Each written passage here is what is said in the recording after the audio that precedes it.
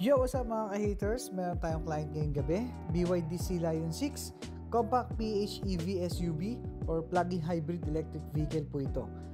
Coding exempted na po ito. Nag-avail sa atin si Sir nung ating version 3 Diamond Design. Ayan po, kitang-kita niyo po. Metal emblem na po yan at napakaganda po niyan. Siyempre, same, napakaganda rin po nitong head unit display nila Sir. Yan, papunta tayo dito sa first row, passenger side. Nagpa-ilaw lang po muna tayo para mas maipakita sa inyo kung gaano kaganda po itong mattings natin. Yan, metal emblem na rin po yan at tinry din po nila Sir, kaya medyo nadumihan yung ating mattings. Siyempre, serves its purpose para mas maprotektahan po ang iyong mga inner carpet, lalo na po bagong-bago po itong sasakyan nila Sir. Yan, wala pang 1 week itong sasakyan nila Sir. Yan, napakatahimik itong BYD na Sea Lion 6 na to. I highly suggest din po sa mga bagong sasakyan na ilalabas ninyo, unahin po ninyo yung mga mattings bilhin para mas maprotektahan po lagi ang inyong mga sasakyan.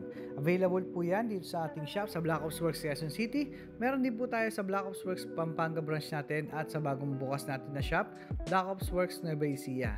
Siyempre sa mga merong TikTok account dyan, pwede rin po kayo mag-follow sa amin at mag-check out na ating items sa ating yellow basket. Yan, nag-wave pa sila Sir. So thank you so much ma'am at sir at congratulations po.